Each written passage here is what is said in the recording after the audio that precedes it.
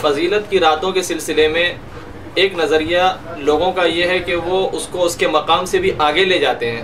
اور بہت آگے لے جاتے ہیں، بہت ساری باتیں اس میں اپنی طرف سے بھی گھسا دیتے ہیں۔ اور کچھ ایک نظریہ ایسا بھی ہے لوگوں کا کہ وہ ان فضائل کی راتوں کے، ان فضائل کے دنوں کے ان کے جائز حقوق دینے کو بھی تیار نہیں ہوتے، یعنی شریعت نے اس کا جو درجہ رکھا ہے وہ درجہ دینے کو بھی یہ تیار نہیں ہوتے، اور سرے سے کہہ دیتے ہیں کہ ہم ان فضائل کی راتوں کا انکار کرتے ہیں، ہم ان فضائل کے دنوں کو نہیں مانتے۔ انہی میں سے غیر مقلدین ہے جن کا یہ کہنا ہے کہ ہم ان فضائل کو نہیں مانتے۔ مثال کے طور پر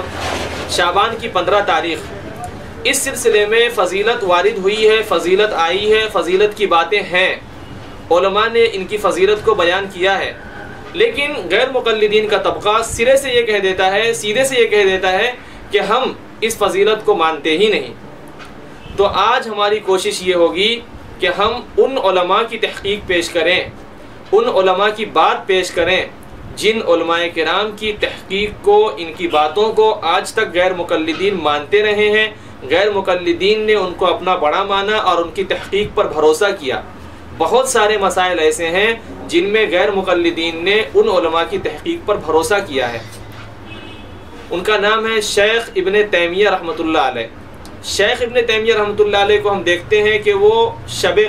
برات کے سلسلے میں کیا کہتے ہیں، 15ویں شعبان کے سلسلے میں ان کا کہنا کیا ہے، ان کا نظریہ کیا ہے، ان کی تحقیق کیا ہے۔ چنانچہ شیخ ابن تیمیہ رحمۃ اللہ علیہ 15ویں شعبان کے سلسلے میں گفتگو کرتے ہوئے فرماتے ہیں اپنی کتاب اقتضاء الصراط المستقیم لمخالفت اصحاب الجحیم، جلد 2 صفحہ 631، اس کتاب میں فرماتے ہیں لیکن الذی علیہ کثیر من اہل العلم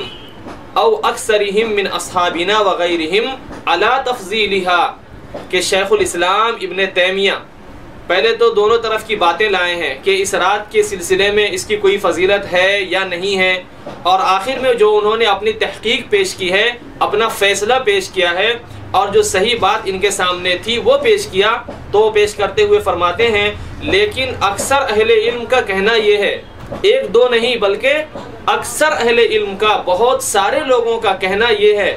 اور کیسے اہل علم؟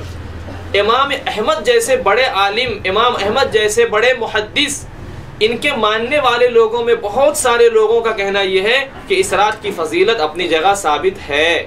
وعلیہ یدل نص احمد لتعدد الاحادیث الواردۃ فیہا، اور اس سلسلے میں امام احمد بن حنبل رحمۃ اللہ علیہ نے صراحتاً کھل کر گفتگو کی ہے، اور کیوں نہ ایسا ہو جبکہ اس بارے میں تو احادیث وارد ہوئی ہے۔ تو خلاصہ یہ ہے کہ اس رات کی فضیلت ثابت ہے، امام احمد بن حنبل رحمۃ اللہ علیہ اس کو مانتے ہیں، احادیث کی روشنی میں ثابت ہے، اور وہ شیخ جو شیخ ابن تیمیہ ہے جن کو غیر مقلدین مانتے ہیں، ان کی تحقیق یہ کہتی ہے کہ اس رات کی فضیلت، اس تاریخ کی فضیلت ثابت ہے۔